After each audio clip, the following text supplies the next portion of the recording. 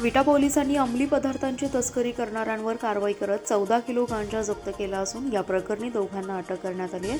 दोघांकडून 1,95,000 रुपये किमतीचा मुद्देमाल हस्तगत करण्यात आला असल्याची माहिती पोलीस निरीक्षक धनंजय फडतरे यांनी दिली आहे।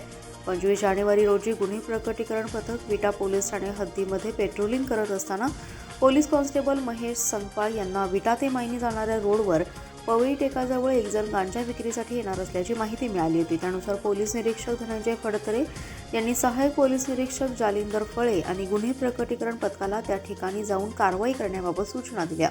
त्या ठिकाणी छापा टाकला असता एक युवक त्याच्या ताब्यातील मोटारसायकल आणि काळ्या रंगाची बॅग पाठीवर अडकवून उभा असलेला सापडला। त्याची झडती घेतली असता राहुल संदीपान देवकुळे याच्या ताब्यातील बॅगची तपासणी केली। उग्र वासाचा 4 किलो गांजा सापडलाय। विटा उपविभागीय पोलीस अधिकारी विपुल पाटील आणि पोलीस निरीक्षक धनंजय फडतरे यांनी त्या ठिकाणी तातडीने भेट देऊन राहुल देवकुळे यास अटक केली आहे। तसेच त्याच्या पोलीस कस्टडी रिमांडमध्ये त्याच्या घराची झडती घेतली असता त्याच्या घरात 4 किलो गांजा सापडला। त्याच्याकडे अधिकचा तपास करून त्याचा साथीदार महावीर चव्हाण यास ताब्यात घेऊन त्याच्या घर झडतीत 6 किलो गांजा असा एकूण 14 किलो उग्र वासाचा गांजा आणि मोटारसायकल असा एकूण 1,95,000 रुपये किमतीचा मुद्देमाल जप्त केला आहे।